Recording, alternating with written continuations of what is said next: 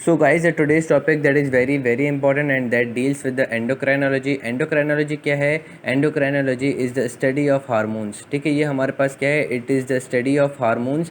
Basically हमारी जो body जो होती है वो अगर अपने अंदर जितने भी मेटाबॉलिक सिस्टम होते हैं उनको कंट्रोल करती है बाय टू सिस्टम्स. ठीक है, लिविंग बॉडी जो है वो अपने अंदर जितने भी मेटाबॉलिक एक्टिविटीज़ होती हैं वो कंट्रोल करती है by two means, either bye nervous system और बाय एंडोक्राइन सिस्टम. ठीक है, क्या चीज़ हमें समझ में आ रही है कि हमारी जो लिविंग बॉडी जो है वो अपने अंदर जितनी भी एक्टिविटीज़ हो रही होती हैं उनको दो सिस्टम के थ्रू कंट्रोल करती है.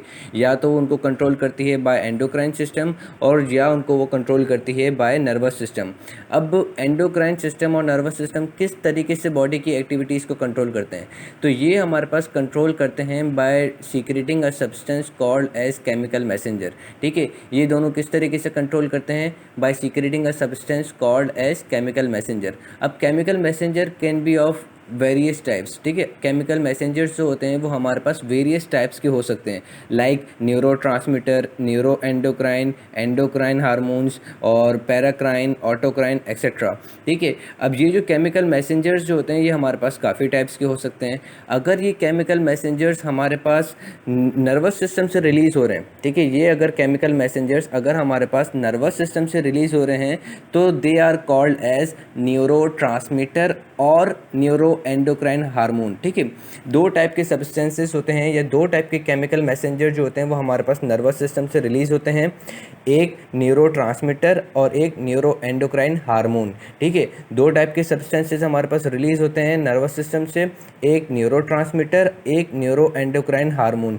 न्यूरो ट्रांसमीटर क्या होता है कि ये हमारे पास ऐसा केमिकल सब्सटेंस होता है, ऐसा केमिकल मैसेंजर होता है जो हमारे पास एक नर्व एंडिंग से निकल के साइनेप्टिक जंक्शन में जाएगा और दूसरी नर्व एंडिंग की मेम्ब्रेन पे जाके साइनेप्स करेगा. ठीक है, न्यूरोट्रांसमीटर हमारे पास क्या होता है? Neurotransmitter is that chemical substance that is release from the axonal terminal of one nerve ending and then combined with other synaptic with other nerve endings. ठीक है, हमारे पास क्या होता है न्यूरोट्रांसमीटर के एक नर्व एंडिंग के एक एक्सॉन से हमारे पास रिलीज़ होता है, एक्सोनल नर्व एंडिंग से हमारे पास रिलीज़ होता है और दूसरी नर्व एंडिंग पे जाके हमारे पास कंबाइन हो जाता है. ठीक, एक एंड से निकलता है फिर साइनेप्टिक जंक्शन में जाएगा, साइनेप्टिक जंक्शन से हमारे पास दूसरी नर्व एंडिंग पे जाके कंबाइन हो जाएगा. ठीक है, नर्व एंडिंग दोनों में होना लाजमी है, मतलब एक साइड से निकले फिर साइनेप्टिक जंक्शन में आए, साइनेप्टिक जंक्शन से जाके दूसरी साइड पे चले जाए, दूसरी नर्व एंडिंग ही हो वो भी. ठीक है, यानी कि nerve to nerve connection establish हो जाए.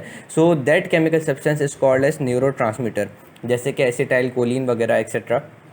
ठीक, उसके बाद दूसरा केमिकल सब्सटेंस जो कि हमारे पास है ना नर्वस सिस्टम से रिलीज़ होता है वो होता है न्यूरो एंडोक्राइन हार्मोन. ठीक है, अब ये जो न्यूरो एंडोक्राइन हार्मोन है इसमें दो वर्ड आ गए, न्यूरो एंडोक्राइन. ठीक, अब इसका मतलब ये है कि ये हमारे पास ऐसी सीक्रेशन होती है या ऐसा सब्सटेंस होता है जो कि हमारे पास रिलीज़ होता है नर्वस सिस्टम से लेकिन ऐड करता है बॉडी में कहीं और पॉइंट्स पे जाके. ठीक है, अब वो नर्व टू नर्व पर कनेक्शन नहीं करेगा, अब वो नर्व से निकलेगा और कहीं और पॉइंट्स पे या दूसरे पॉइंट्स और different points of the body पे जाके ऐड करेगा.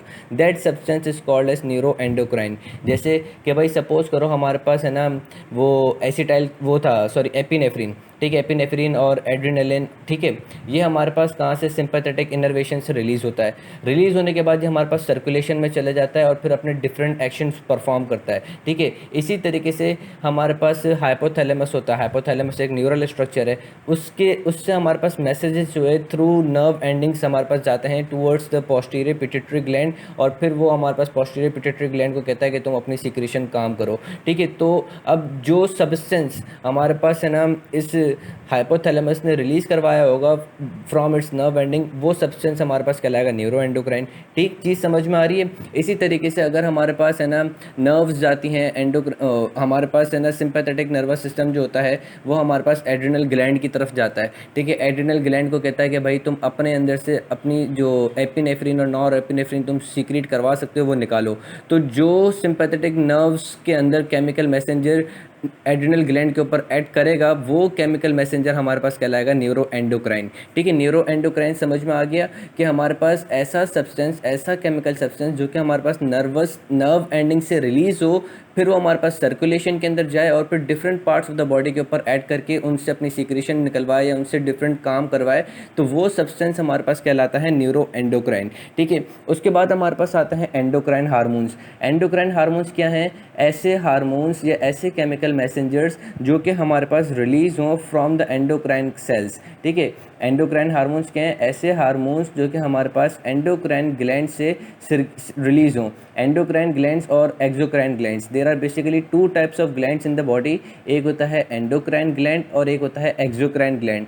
Endocrine glands are those gland जो अपनी सीक्रेशन जो है वो विदाउट डक्ट करते हैं, यानी कि वो अपनी सीक्रेशन डायरेक्टली ब्लड के अंदर पोर्ट कर देते हैं। और एक्सोक्राइन ग्लैंड कौन से होते हैं?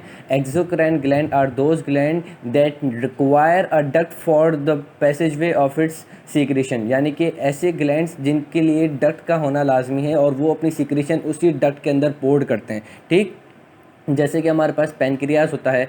Pancreas is both endocrine and exocrine. ठीक है, वो अपनी सीक्रेशन जो है वो डक्ट के थ्रू भी करता है, जैसे पेनक्रियाटिक सीक्रेशन। और हमारे पास ये जो पेनक्रियास की जो पेनक्रियाटिक सीक्रेशन, पेनक्रियाटिक जूस होता है, वो हमारे पास पेनक्रियाटिक डक्ट से रिलीज होता है इनटू द ड्यूडेनम। लेकिन इसकी जो दूसरी जो हार्मोन्स होते हैं, लाइक जो इसका एंडोक्राइन पार्ट है जो कि हमारे पास इंसुलिन एंड ग्लूकागॉन रिलीज कराता है, वो डायरेक्टली सीक्रेशन ब्लड के अंदर रिलीज कर देता है। ठीक है, तो a gland could be of two types, endocrine और एक्सोक्राइन। ठीक है, एंडोक्राइन के लिए वो सीक्रेशन अपने ब्लड में पोर्ट करता है, एक्सोक्राइन थ्रू अ डक्ट। ठीक, उसके बाद हमारे पास आता है पैराक्राइन एंड ऑटोक्राइन। पैराक्राइन का मतलब होता है कि ऐसा केमिकल सब्सटेंस जो कि हमारे पास एक सेल से रिलीज हो और अपने नेबर, ये वर्ड याद रखना, अपने नेबरिंग सेल के ऊपर जाके अफेक्ट करे, तो that chemical substance is called as paracrine.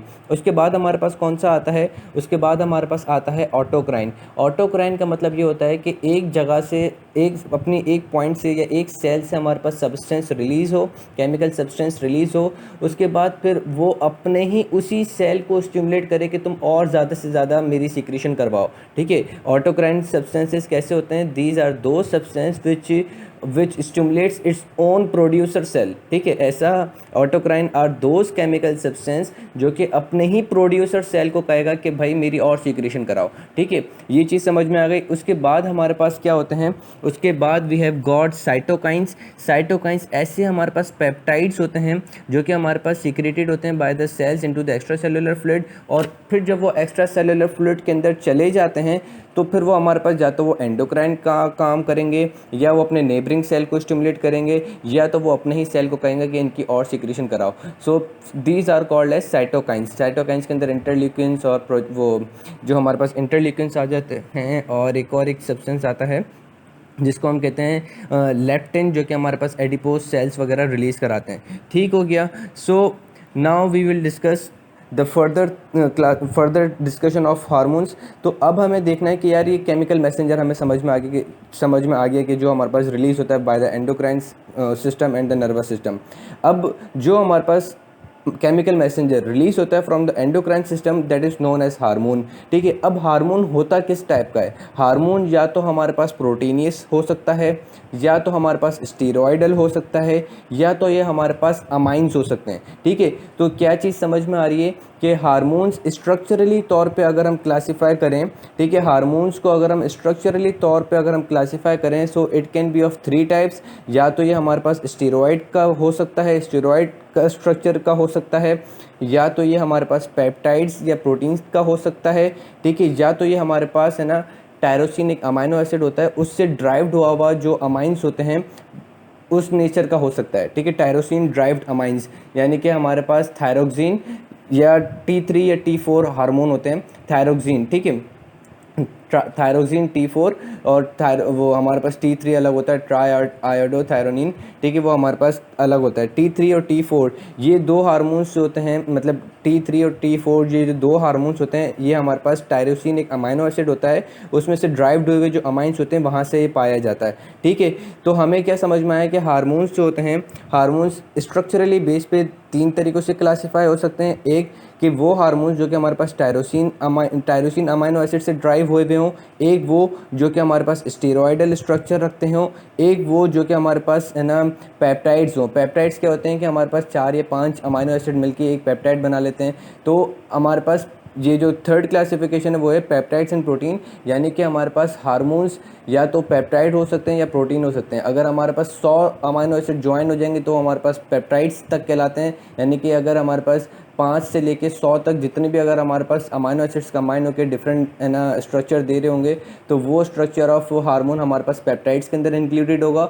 After 100 अगर हमारे पास है ना जैसे 110 अमाइनो एसिड मिलके एक स्ट्रक्चर दे रहे हैं हार्मोन का तो वो हमारे पास प्रोटीन नेचर ऑफ हार्मोन कहलाएगी। ठीक, so this is the structural classification of hormone. ठीक है, now we have to discuss कि हार्मोन और एंजाइम में क्या डिफरेंस होता है।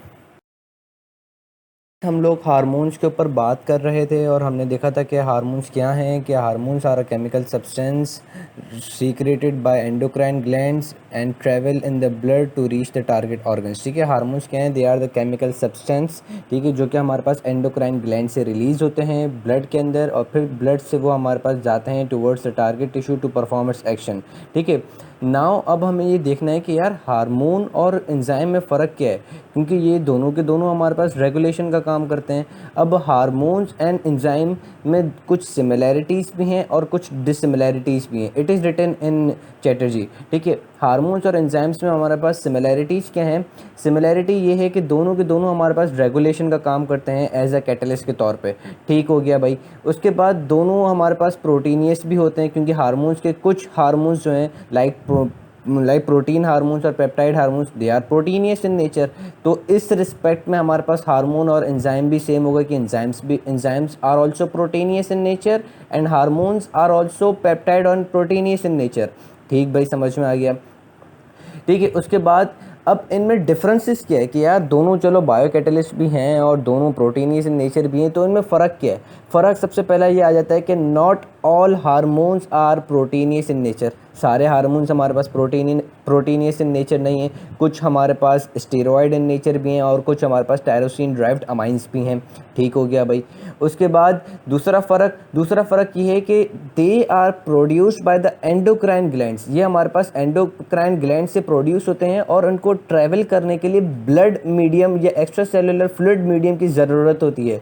whereas enzymes are produced by exocrine glands और they travel within the duct। ठीक है, वो डक्ट सिस्टम के अंदर ट्रैवल करते हैं और फिर है ना एक जगह से या तो दूसरे सेल पे ही ऐड करेंगे, ठीक है, या नियर बाय में ऐड करेंगे। ये लोग लॉन्ग डिस्टेंस पे नहीं जाते। whereas hormones travel from its site of origin to the site of target. ठीक है, और टारगेट एरिया वो हमारे पास काफ़ी दूर होता है from the site of production. ठीक है, 2-3 फ़र्क ये भी आ गए। उसके बाद हमारे पास क्या होता है कि जब हम क्लिनिकल एग्जामिनेशन देखते हैं तो हार्मोन्स का अमाउंट हमारे पास कब फ्लक्चुएट करता है। अगर हम कोई डिजीज़ देखते हैं तो उस डिज़ीज़ में हम देखते हैं कि हार्मोन का इफ़ेक्ट जो होता है या तो हमारे पास बहुत ज़्यादा होता है या हमारे पास बहुत ज़्यादा कम होता है। वेराइज एंजाइम के अगर हम कोई ऐसी डिजीज़ देखें जिसमें एंजाइम का प्रॉब्लम होता है तो उसमें क्या होता है कि हमारे पास एंजाइम की डेफिशिएंसी होती है। ठीक है, मोस्टली क्या चीज़ हम देखते हैं कि एंजाइम की डेफिशिएंसी होती है, उस वजह से बीमारियां कॉज होती हैं। और हार्मोन्स के लिए अगर हम देखते हैं कि ऐसी बीमारियां जो कि कॉज होती हैं बाय हार्मोन्स, तो उनमें हार्मोन का लेवल या तो बहुत ज़्यादा बढ़ जाता है या बहुत ज़्यादा कम हो जाता है। तो एक ये भी फ़र्क आ गया। उसके बाद चैटर्जी में ये लिखा हुआ है कि they are not used up in the reaction. ठीक है भाई, they are not used up in the reaction, लेकिन they are consumed over the as.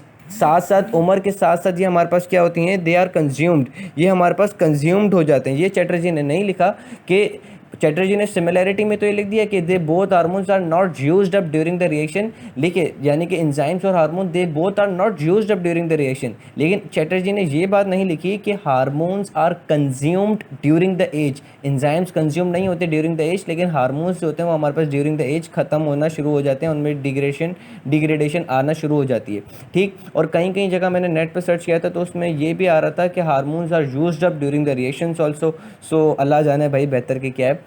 So these are the differences and similarities between hormones and enzymes. Now we will move further on कि अब हम hormones को देखते हैं। तो hormones मैंने आपको बताया कि क्लासीफाई इसको हम करते हैं ऑन टू थिंग्स।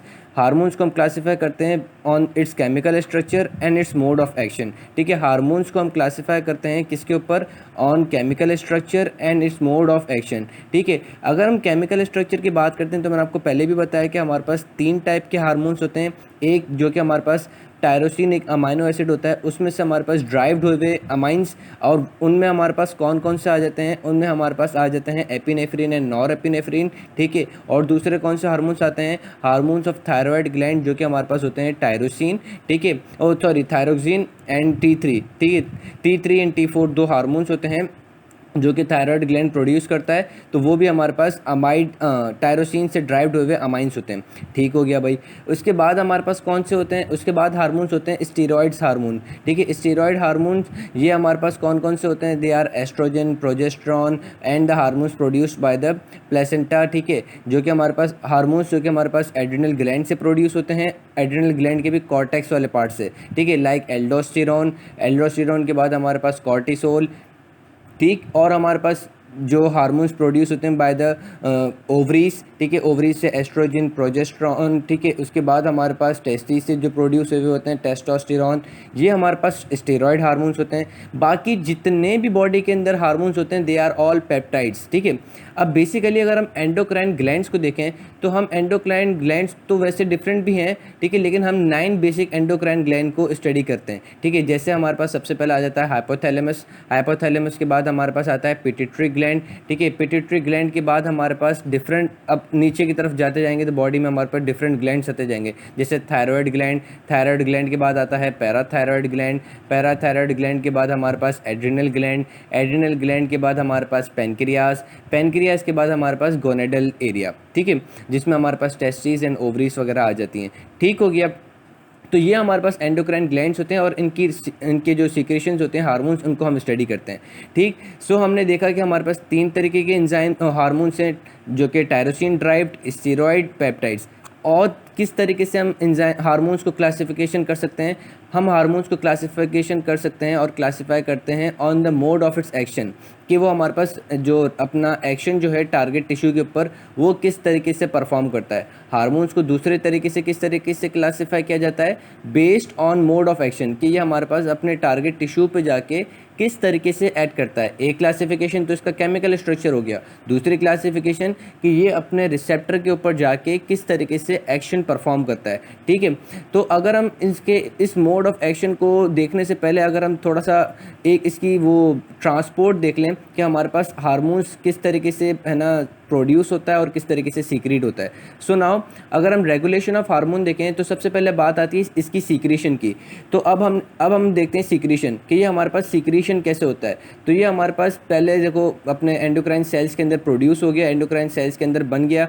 अब अगर हमारे पास पेप्टाइड हार्मोन है, ठीक है, पेप्टाइड जो प्रोटीन हार्मोन है, तो they are water soluble peptides. और अगर ये हमारे पास प्रोटीन हार्मोन है तो याद रखना दे आर वाटर सॉल्युबल। ये जैसे हमारे पास अपने है ना जो सेल के अंदर एंडोक्राइन सेल के अंदर प्रोड्यूस होंगे तो दे विल बी स्टोर्ड, ये हमारे पास स्टोर्ड होंगे सीक्रेटरी वेसिकल के अंदर। और जैसे हमारे पास इन एंडोक्राइन ग्लैंड्स के ऊपर है ना स्टिमुलस आएगा कि भाई आप अपनी सीक्रेशन रिलीज़ कराओ, तो फिर इनका जो वेसिकल होगा, वेसिकल इनका हमारे पास इनकी मेम्ब्रेन के ऊपर जाके अटैच हो जाएगा और वहाँ से एक्सोसाइटोसिस करके अपनी सीक्रेशन को निकाल देगा इनटू द ब्लड, और फिर ये हमारे पास फ्रीली सर्कुलेट होके अपने टारगेट टिश्यू पे पहुंच जाएंगे, ठीक। तो पेप्टाइड्स और प्रोटीन्स हार्मोन को हमने क्या देखा कि दे आर वाटर सॉल्युबल, और अगर स्टिमुलस नहीं आता तो they are stored in the endocrine cells in the secretory vesicle. और जब स्टिमुलस आ जाता है तो फिर वो हमारे पास सीक्रेटरी वेसिकल जो होता है वो हमारे पास मेम्ब्रेन की तरफ जाता है, मेम्ब्रेन पे जाने के बाद एक्सोसाइटोसिस करता है, एक्सोसाइटोसिस करके वो हमारे पास ब्लड के अंदर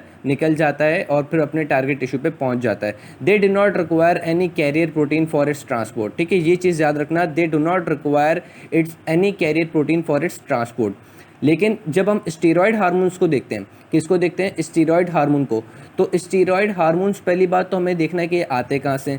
तो याद रख लेना कि जितने भी हमारे पास स्टीरॉयड हार्मोन होते हैं they all are produced from the cholesterol, ठीक है। ये आपको याद रखना है कि जितने भी हमारे पास स्टीरॉयड हार्मोन होते हैं वो हमारे पास किससे प्रोड्यूस होते हैं, कोलेस्ट्रॉल से प्रोड्यूस होते हैं। और हमें पता है कि कोलेस्ट्रॉल के अंदर कौन सा स्ट्रक्चर होता है, कोलेस्ट्रॉल के अंदर एक 3 तीन तीन साइक्लोहेक्सिनाइल स्ट्रक्चर होता है और एक साइक्लोपेंटाइल स्ट्रक्चर होता है, जिसको हम कहते हैं साइक्लोपेंटेनो पर हाइड्रोफेनेंथ्रीन न्यूक्लियस। बस आप याद रख लेना कि यार इसके अंदर साइक्लोपेंटेनो पर हाइड्रोफेनेंथ्रीन न्यूक्लियस होता है। बस आपको सिर्फ ये याद रख लेना है कि जितने भी हमारे पास स्टेरॉइड्स हार्मोन होंगे उसके अंदर वो हमारे पास कोलेस्ट्रॉल से ड्राइव हुए होते हैं, और कोलेस्ट्रॉल के अंदर जो न्यूक्लियस होता है वो इसके अंदर भी मौजूद होगा, इन स्टेरॉइड्स हार्मोन के अंदर भी। ठीक है, अब ये हमारे पास प्रोड्यूस कैसे होते हैं बॉडी के अंदर, हमें समझ में आ गया कि यार जो एंडोक्राइन सेल्स होते हैं उसके अंदर हमारे पास जो कोलेस्ट्रॉल होगा उनसे ये हमारे पास प्रोड्यूस होते हैं। तो कोलेस्ट्रॉल याद रखना कि ये कोलेस्ट्रॉल किस फॉर्म में होता है सेल के अंदर, तो cholesterol is in the cholesterol ester form, और वो कोलेस्ट्रॉल एस्टर फॉर्म जो होता है ये हमारे पास लिपिड ड्रॉपलेट्स होते हैं साइटोप्लाज्म के अंदर। एंडोक्राइन सेल्स हैं उनके अंदर जो साइटोप्लाज्म होता है उस साइटोप्लाज्म में हमारे पास लिपिड ड्रॉपलेट्स के फॉर्म में हमारे पास कोलेस्ट्रॉल एस्टर मौजूद होता है। याद रख लेना कोलेस्ट्रॉल एस्टर किस फॉर्म में मौजूद होता है, लिपिड ड्रॉपलेट्स फॉर्म में। तो जब जैसे ही इसके ऊपर स्टिमुलेशन आती है इन एंडोक्राइन सेल्स के ऊपर कि भाई आप अपनी सिक्रीशन रिलीज कराओ, तो फिर क्या होता है कि हमारे पास एंजाइम्स आते हैं, वो हमारे पास कोलेस्ट्रॉल एस्टर को तोड़ देते हैं एस्टर और कोलेस्ट्रॉल के अंदर। फिर कोलेस्ट्रॉल हमारे पास मॉडिफाइड होता है इनटू द स्टीरॉयड हार्मोन, और फिर वो स्टीरॉयड हार्मोन जो होता है वो फटाफट अब वो स्टोर नहीं हो सकता। अब क्योंकि जब वो स्टीरॉयड हार्मोन हमारे पास कन्वर्ट कोलेस्ट्रॉल से कन्वर्ट हो गया स्टीरॉयड हार्मोन के अंदर, जैसे ही स्टीरॉयड हार्मोन हमारे पास बन गया it can not be stored.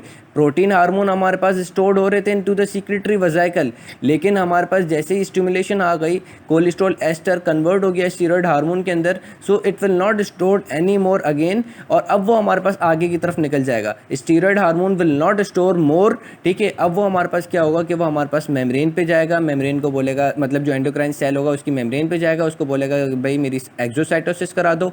Exocytosis से वो हमारे पास ब्लड के अंदर आ गया। Now we have to distinguish कि कैसे प्रोटीन हार्मोन्स कैसे ट्रांसपोर्ट हो रहे थे, दे वर वाटर सॉल्युबल, वो हमारे पास फ्रीली ट्रांसपोर्ट हो जाते थे।